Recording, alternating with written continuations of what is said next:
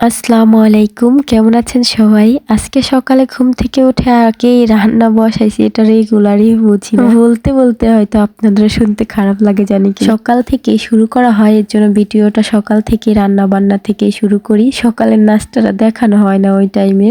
সকালে শুধু রান্না থেকেই আমি সবসময় ভিডিওটা শুরু করে থাকি। তো এইখানে আজকে ডিম দিয়ে আর ডাল দিয়ে রান্না করব। আর এটা হচ্ছে বুটের যে ডাল থাকে ওইটা দিয়ে রান্না করব। আসলে আমি সবসময় বুটের ডাল রান্না করি না। বুটের ডালটা খাওয়া খুবই কম হয়, মসুর ডালটাই বেশি খাওয়া হয়। তো এদিকে আজকে ভাবলাম যে বুটের ডাল দিয়ে ডিম দিয়ে রান্না করলে এরকম ভালো লাগে। ডিমগুলো না আমি ফার্স্টে হচ্ছে সব মশলা দিয়ে ভালো করে মিক্সার করে ওটা সেদ্ধ করে নিই। আর এদিকে হচ্ছে বুটের ডালটাও আলাদা সেদ্ধ করে নিয়েছিলাম প্রেসার কুকারে। মানে একটা সিজ দিছি, বেশি সিজ দিয়ে নেই। বেশি সেদ্ধ একদম নরম হয়ে গেলে ওইটা খাইতে ভালো লাগে না। এর সাথে সেদ্ধ করার পর আমি হালকা একটু ভাজি করে নিয়েছি ডিমটা, মানে ডিমটা যাতে খাইতে ভালো লাগে। অনেকে এরকম ভাবেও রান্না করে। আর অন্যদিকে ইলিশ মাছ দিয়ে আর পাতাকপি দিয়ে রান্না করব। তো এটা সেদ্ধ করে নিয়েছি ইলিশ মাছ দিয়ে, তারপর পাতাকপি দিয়ে দুইটাই সেদ্ধ করে নিয়ে তারপরে বাগার দিছি। এইটা রান্না আমরা কিভাবে করি, একদম দেখা যায় ভর্তা টাইপের হয়ে যায় ওইরকম ভাবে। যেই মাছই দেই না কেন ওটা সেদ্ধ করে কাটা ফেলে তারপরে দিই, মানে কাটাগুলো বেছে দেই যাতে খাইতে গেলে কাটা লাগে।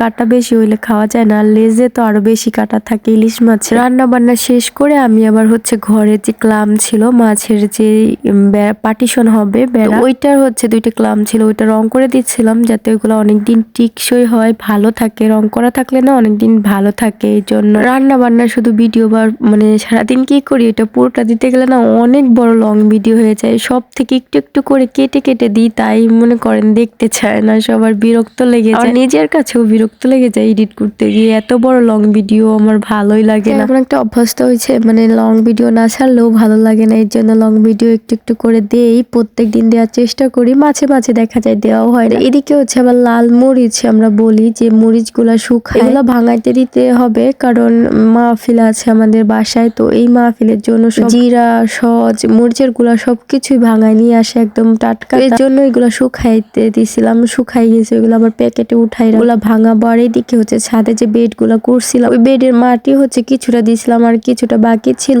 ওইগুলাই আমি ফ্যাস মাটি নিয়ে আসছি একজনের। তো তার বলছিলাম যে 200 টাকা দিব উপরে উঠাই দিতে। 2 বস্তা মাটি 200 টাকা দিয়ে উপরে উঠাই আনিছি। এখন হচ্ছে সেই মাটিগুলো আমি আবার সুন্দর করে মানে ভালো করে বেডে দিয়ে দিচ্ছিলাম, যাতে ওগুলা সবজি দিলে পারে ভালো হয়, মানে বুনলে ডাটা লাল শাক এগুলো বলতে চাই। দেখা যাক কি হয়। তো আজকে হচ্ছে আমাদের বাসার মানে রান্নাঘরের কাজ অলরেডি শেষ হবে, শুধু হচ্ছে চারপাশে যে টাইলস গুলা ওগুলা বাকি থাকবে, তাছাড়া সবগুলোই শেষ হয়ে যাবে। যে বাঁশগুলা রং করে দিয়েছিলাম দেখে অনেকটা ভালো লাগতেছে দেখতে। এভাবে ক্যামেরায় বোঝা যাচ্ছে না, তবে ঘরের মধ্যে আসলে অনেকটা সৌন্দর্য বাড়ছে রং করার জন্য। তবে আপনাদের কাছে কেমন লাগছে অবশ্যই কিন্তু আপনারা বলে যাবেন। আর পুরো ঘরের ভিডিও আমি একদিন শেয়ার করব ইনশাল্লাহ, পুরোটা শেষ হোক তারপর। এদিকে হচ্ছে রাত্রে ভাইয়া হচ্ছে আবার পিঠা নিয়ে আসছে, তখন প্রায় মেবি 8টা বাজে এরকম টাইপের সময়ে। কারণ আমি 2-3 দিন আগে গেছিলাম বাসায় পিঠা খাওয়ার জন্যই, তবে ওই দিন খাওয়া হয়েছিল না। আজকে মা বানায় এই পাঠাই দিছে যাতে গরমটা যাতে খাইতে পারে। ভাই থাকলে এরকমই হয় জানেন, ভাই আছে দেখেই